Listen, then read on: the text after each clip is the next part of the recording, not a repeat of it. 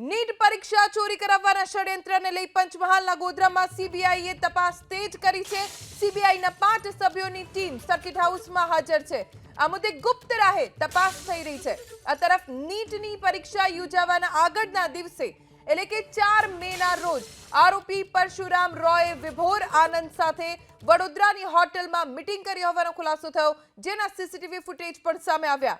5 મે પરીક્ષા બાદ ગોધરા વડોદરા હાઈવે ઉપર હોટલમાં આરોપી તુષાર ભટ્ટ, આરિફ વોરા અને પરસોત્તમ શર્મા વચ્ચે થયેલી મીટિંગની પણ જાણકારી મળી અને તેના પણ સીસીટીવી સામે આવ્યા।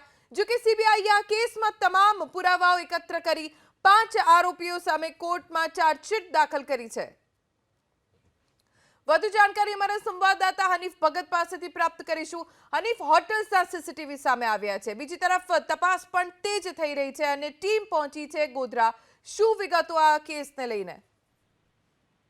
જે રીતના નીટ પરીક્ષાના ચોરીના સમગ્ર ષડયંત્ર મામલે સીબીઆઈની વધુ એક 5 સભ્યોની ટીમના ગોધરામાં ધામા છે, તેવામાં 2 અલગ અલગ સીસીટીવી સામે આવ્યા છે। ખાસ કરીને નીટ પરીક્ષા યોજવામાં આવેલા આગલા દિવસે એટલે કે 4 મેના રોજના પરશુરામ રોય અને વિભોર આનંદ વચ્ચે વડોદરાની એક હોટલમાં જે મુલાકાત થઈ હતી, મીટિંગ કરવામાં આવી હતી, તેના સીસીટીવી ફૂટેજ સામે આવ્યા છે। જ્યારે નીટની પરીક્ષા યોજાયાના બીજા દિવસે અન્ય 3 આરોપીઓ વચ્ચે ગોધરાની ખાનગી જે હોટલમાં મીટિંગ થઈ હતી, તેના પણ સીસીટીવી ફૂટેજ આવ્યા છે।